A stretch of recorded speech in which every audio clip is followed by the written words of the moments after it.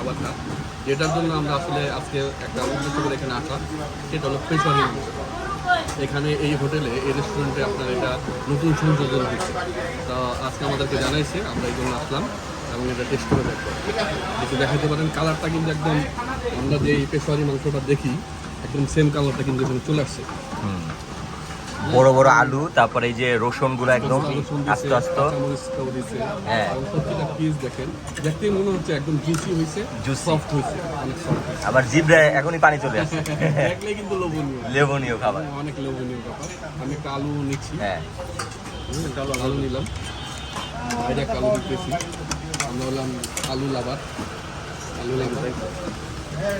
আগে তো বলছি এটা পুরোটা ঘি দিয়া তৈরি করা হয়েছে, এখানে কোনো অয়েল নাই, তেল নাই, মানে এটা একদম তেল ছাড়া, মশলাবিহীন। হ্যাঁ মশলাবিহীন, তেলবিহীন, দেখেন একদম রসুনটা দিয়ে একদম একদম আস্ত হয়েছে। আস্ত একদম রসুন। এটার ভিতরে কিন্তু খুব